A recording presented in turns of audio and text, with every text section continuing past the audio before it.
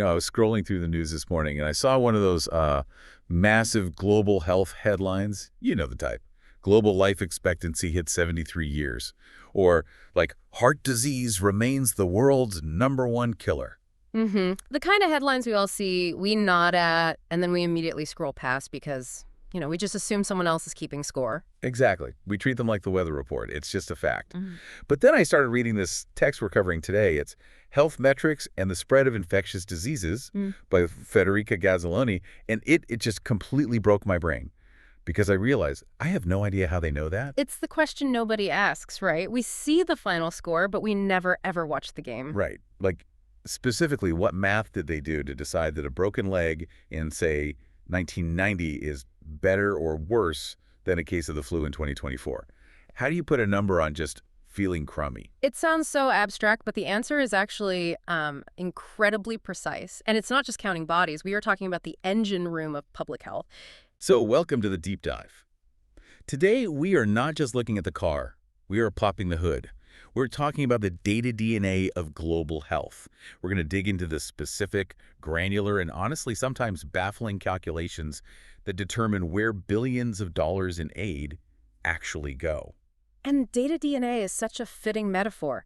Just as your biological DNA is made up of these tiny, specific sequences that determine if you have blue eyes or brown hair, the way we understand the health of the entire world is built on these tiny, specific data points. And if you just tweak one variable, Just a decimal point, you change the picture completely. that's the mission today. We're going to decode the jargon incidence, prevalence, the mysterious X parameter, and figure out how we actually value a human life in a spreadsheet. And we're going to see that this data DNA isn't just cold, hard math. It's actually a fascinating mix of statistics and, well, human judgment. But before we get to the complex algorithms of the 21st century, we have to go back in time.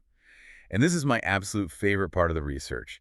The guy who started this whole field, he wasn't a doctor. No, he certainly wasn't. He wasn't a scientist. He wasn't a mathematician. He was a haberdasher. John Grant, a 17th century Englishman dealing in buttons and ribbons and fabrics. I just love that image. You're selling velvet by day, and by night you're inventing the field of demography. Like, here's your silk, and by the way, I've calculated your odds of dying of the plague this week. It sounds strange now, but you have to understand the context of 1662 London. I mean, death was everywhere, but data was nowhere.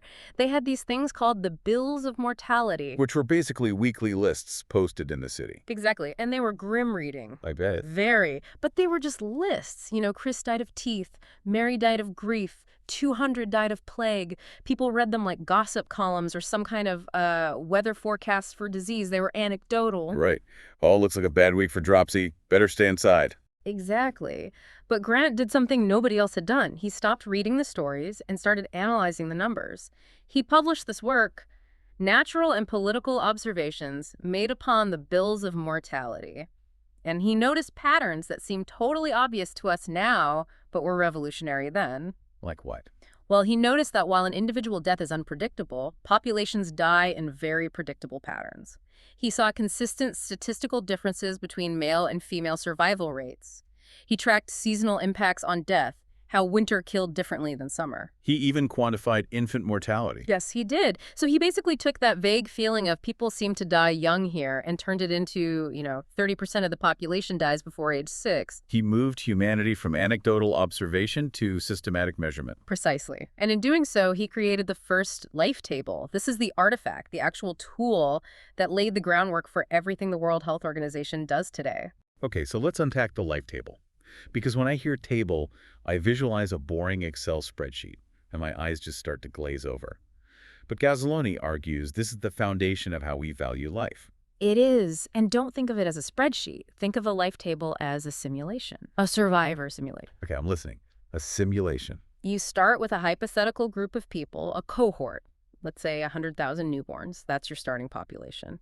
Then mathematically, you march them through time, year by year, and you apply the death rates we see in the real world at each age. So you're watching them drop off the list as they age in the model. Right. And Gazzaloni breaks down the modern tables used by the Global Health Observatory, the WHO. They rely on a few key variables that are like the genetic code of this table. Okay, let's hit the code. What are the variables? First, you have 600s. That is simply the number of people left alive at a specific age, say age X. Then you have $6. That's the number of people dying between that age and their next birthday. Okay. And finally, $6, which is the probability of dying. Alive, dead, and the odds. Simple enough. But here's where it gets really interesting, and this is the star of the show for our purposes today. The parameter known as X stop. Sex alarm. It sounds like a variable in a sci-fi movie, the sex factor. It kind of is. It stands for expected remaining lifetime. Now, you have to catch the nuance here because this trips everyone up. Most people confuse this with life expectancy at birth, but they are very different things. How so? I thought life expectancy was just how long you live. Well, life expectancy at birth is an average for a newborn. It assumes that baby has to face every single risk from day one, measles, car accidents, heart disease later on, everything. Okay. But X dollars is conditional, it asks. Given that you have already survived to age X, how many more years are you expected to live? Oh, I see. So if I'm 40 years old, my X thought isn't just average life expectancy minus 40. No, it's actually higher. Because I've already dodged childhood diseases, teenage risks, and early adulthood accidents. I've filtered out those early dangers. Exactly. You are a survivor of the early levels of the simulation. And this metric, X liars, is crucial for calculating a very grim but necessary statistic called years of life lost, or YLL. Years of life lost. That sounds heavy. It is. Think about it. If a man dies at age 50, how do we measure the loss to society? We don't look at the life expectancy of a baby. We look at the X for a 50-year-old. We ask the table, how many years did the data say he should have had left? That number, say, 32.4 years, that's the years of life lost. That's really interesting. It's not just he died, it's he was robbed of exactly this much potential time. And here's where the data DNA gets distinct based on where you live. The source highlights Japanese life expectancy. At birth, it's approximately 84.6 years. The global average is significantly lower, around 72.6 years. That is a massive gap, more than a decade of life. It is. Japan has incredibly low mortality from ischemic heart disease and cancer. But the implication for the data is fascinating. If a Japanese person dies at 60, the years lost calculation is significantly higher than if a person in a country with a lower life expectancy dies at 60. Because the mathematical potential was higher. Exactly. The loss is weighted by the expectation. The data is saying that the premature death in Japan cost more years because there were more probable years on the table. That is a brain twister. It makes sense mathematically, but it really shows how relative these metrics can be. It does. And that leads us to a tricky spot. We've established how we count the dead. That's the mortality side of the coin. But public health isn't just about dying. It's about living with sickness. Right. Most of us aren't dead, but plenty of us aren't 100% healthy either. Correct. And this brings us to a battle of definitions that I think confuses everyone, even people in the industry sometimes. Incidence versus prevalence. Oh, man. I used to think these were synonyms. Like if I read cancer rate skyrocket, I don't stop to think which one it is. I just think bad news. You really should stop to think because in the data DNA, that difference changes the entire story. Let's use an analogy to make it stick. I want you to picture a bathtub. A bathtub. Okay. I'm picturing it. The water sitting in the tub represents everyone who currently has a disease. That is prevalence. It's the burden. It answers the question, how widespread is this condition right now? Okay, so if the tub is full, prevalence is high. Right. Now imagine the faucet is turned on, pouring new water into the tub. That water coming from the tap, that is incidence. It represents the risk. It counts the new cases developing over a specific period. I love that. So if I catch the flu today, I'm coming out of the faucet, I'm incidence. But if I've had chronic back pain for 10 years, I'm just sitting in the tub. I'm prevalence. Spot on. Now, why does this matter for the data? The source material discusses a major shift in the global burden of disease study, a massive ongoing research project specifically around 2010. Before that, when calculating years lived with disability, they often used an incidence-based approach, but they switched to a prevalence-based approach. Why the switch? What was wrong with the old way? Because incidence ignores duration. If we are trying to measure how much a disease costs humanity in terms of suffering, we need to know how many people are living with it, not just how many caught it today. The source had a really striking example about stroke data to illustrate this, didn't it? Yes, this was the aha moment for me. If you look at the 2019 data for males aged 35 to 39, very specific cohort, the prevalence of stroke was approximately 1.5 million. So that's 1.5 million men in that age group living with the after effects of a stroke. Right. They are in the tub, Yeah. but the incidence, The number of new strokes that year, only about 144,000. Wow. That is a tenfold difference. Huge. Now imagine you are a government minister deciding on funding. If you only look at incidence, the faucet, you say, oh, only 144,000 cases, that's relatively low, not a priority. You would completely miss the 1.5 million people who need rehab, physical therapy, and daily care. You'd be ignoring the bathtub because you were staring at the faucet. Exactly.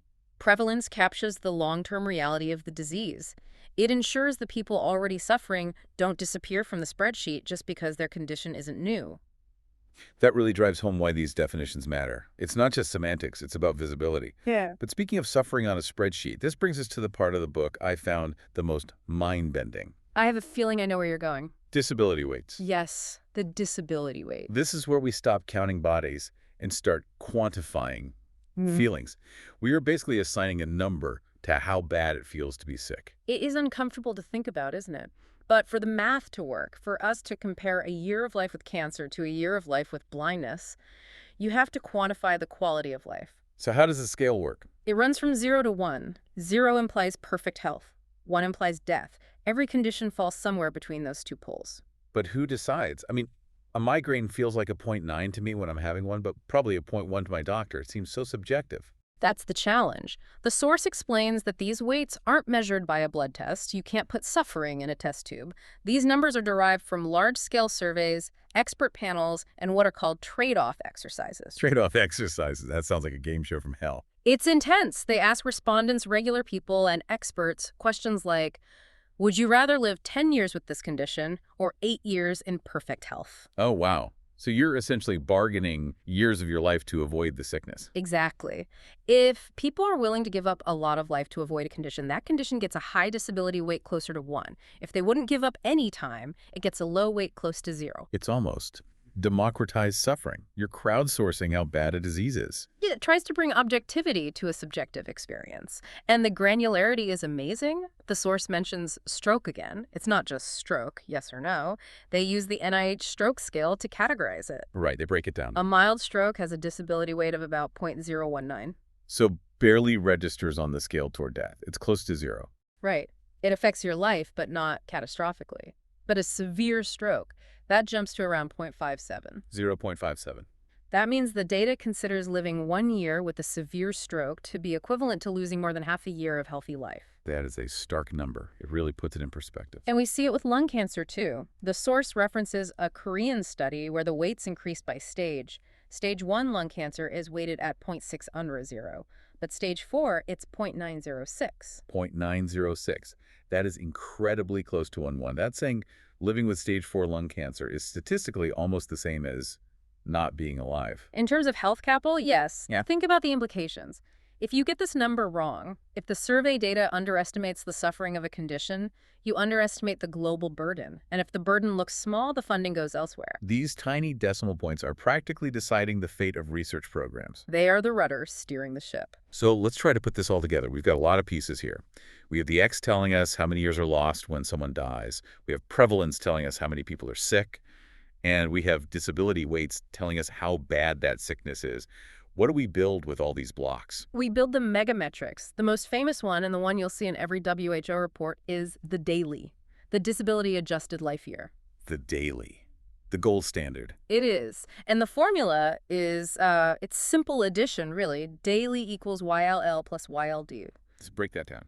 Years of life lost due to premature death, plus years lived with disability. So it's a way to combine death and suffering into a single number. Exactly. One daily can be thought of as one lost year of healthy life, whether that year was lost because you died early or because you lived a year with a disability that was weighted at 1.0, or maybe 2 years with the disability weighted at 0.5. It allows us to compare apples and oranges, or rather malaria and back pain. Correct. That's the classic comparison. Malaria kills many children. Back pain kills almost no one, but it disables millions of adults. How do you decide which is worse for a country? Dailies give you a common currency to compare them. But the source material points out an interesting nuance in the math between these two sides of the coin, right? Yes. In the math of dailies, mortality usually wins. The source cites a German study on lung cancer. Because lung cancer is so often fatal and kills people relatively quickly, the years of life lost The YL part of the equation was massive. And the disability part. The years lived with disability, the YLD, was relatively small because, well, patients sadly didn't survive long enough to rack up disability years. That's grim. But it makes sense mathematically. Mm. The death part of the equation dominates the suffering part because the suffering is cut short. Whereas for something like depression or anxiety or lower back pain, the YL is very low. People rarely die directly from these, but the YLD is huge because they live with it for decades. Dailies force us to look at both and say, these both matter. There was one more acronym in the text that I liked because it felt a bit more optimistic than counting lost years. HAIL.